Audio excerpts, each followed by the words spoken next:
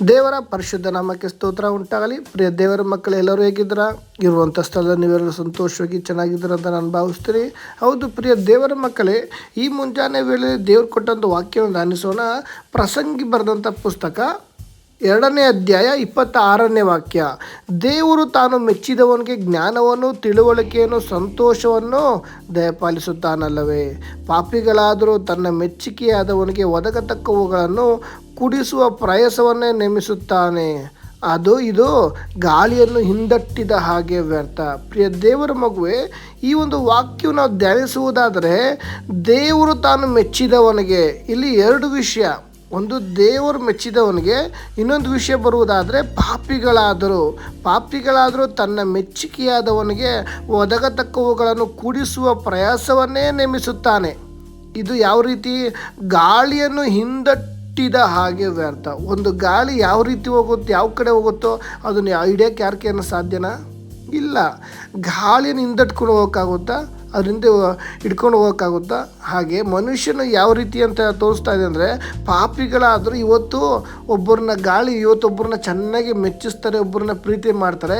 ಇನ್ನೊಬ್ಬರು ಯಾರಾದರೂ ಬಂದರೆ ಮತ್ತೆ ಗಾಳಿ ಯಾವ ಕಡೆ, ಒಂದು ದಿವಸ ಗಾಳಿ ಈ ಕಡೆ ಹೋಗುತ್ತೆ, ಬಲಭಾಗದಲ್ಲಿ, ಎಡಭಾಗದಲ್ಲಿ, ಉತ್ತರ, ದಕ್ಷಿಣ, ಪೂರ್ವ, ಪಶ್ಚಿಮ, ಆ ರೀತಿ ಗಾಳಿ ಯಾವ ಕಡೆ ಬೇಕಾದ್ರೂ ಹೋಗುತ್ತೆ. ಆ ರೀತಿ ಪಾಪಿಯಾದ ಮನುಷ್ಯನ ಏನು ಮಾಡ್ತಾನೆ? ಒಬ್ಬ ವ್ಯಕ್ತಿನ ಸಂತೋಷವಾಗಿ ಪ್ರೀತಿಯಿಂದ ಚೆನ್ನಾಗಿ ಮಾತಾಡಿಸ್ತಾನೆ.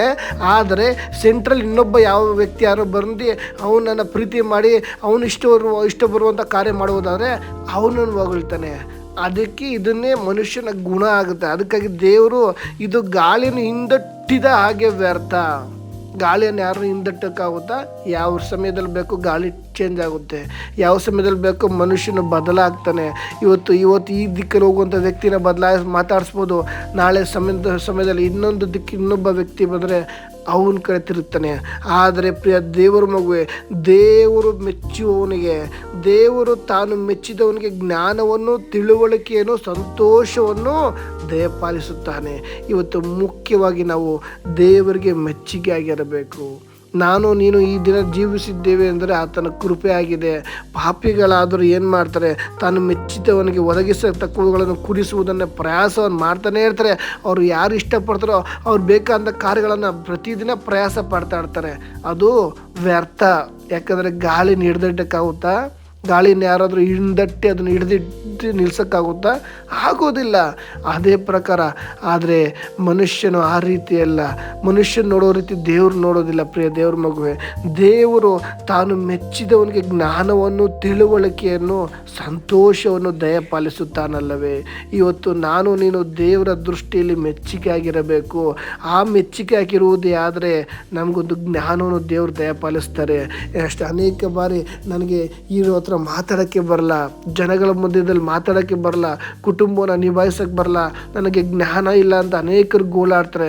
ಯಾಕೋಬನ ಬರೆದ ಪತ್ರಕ್ಕೆ 1:5 ವಾಕ್ಯ ಬರೆಯಲ್ಪಟ್ಟರೆ, ಯಾವನಿಗಾದರೂ ಜ್ಞಾನ ಕಮ್ಮಿ ಆಗಿದ್ರೆ ನನ್ನ ಬಳಿ ಬೇಡಿಕೊಳ್ಳಿರಿ, ಉದಾರ ಮನಸ್ಸಿಂದ ಅನುಗ್ರಹಿಸುತ್ತೇನೆ ಅಂತ. ಈ ಮುಂಜಾನೆ ವೇಳೆಯಲ್ಲಿ ಈ ವಾಕ್ಯ ನೋಡ್ತಿರೋ ಪ್ರಿಯ ದೇವರ ಮಗುವೆ, ಯಾವುದಾದ್ರೂ ಸಂದರ್ಭದಲ್ಲಿ ನನಗೆ ಜ್ಞಾನ ಇಲ್ಲ, ನನಗೆ ನಡ್ಸೋಕ್ಕೆ ಗೊತ್ತಾಗ್ತಿಲ್ಲ, ನನಗೆ ಮಾತಾಡೋಕ್ಕೆ ಗೊತ್ತಾಗ್ತಿಲ್ಲ ಅನ್ನುವುದಾದರೆ, ನಿನ್ನ ಹತ್ರ ದೇವರು ಹೇಳ್ತಿರುವಂಥ ಮಾತು, ಜ್ಞಾನವನ್ನು, ತಿಳುವಳಿಕೆಯನ್ನು, ಸಂತೋಷವನ್ನು ದಯಪಾಲಿಸುತ್ತಾನೆ. ಇಷ್ಟು ಜನ ನಂಬ್ತೀರಾ? ನಂಬುವುದಾದರೆ ಈ ಸಮಯದಲ್ಲಿ ದೇವರಿನ ಜೀವಿತದಲ್ಲಿ ಬಲವಾದ ಕಾರ್ಯ ಮಾಡ್ತಾರೆ. ಆದರೆ ಮುಖ್ಯವಾಗಿ ನೀನು ದೇವರ ದೃಷ್ಟಿಯಲ್ಲಿ ಮೆಚ್ಚುಗೆ ಆಗಿರುವುದೇ ಆದರೆ ನಿನಗೆ ಜ್ಞಾನವನ್ನು ಅನುಗ್ರಹಿಸ್ತಾರೆ, ತಿಳುವಳಿಕೆಯನ್ನು ಅನುಗ್ರಹಿಸ್ತಾರೆ. ಯಾವ ಸಂದರ್ಭದಲ್ಲಿ ಯಾರ ಹತ್ರ ಹೇಗೆ ಮಾತಾಡಬೇಕು, ಅನೇಕ ಬಾರಿ ನನಗೆ ಮಾತಾಡೋಕ್ಕೆ ಬರಲ್ಲ ಅಂತ ನಾವು ಗುಣಗುಟ್ಟಿದ್ದುಂಟು.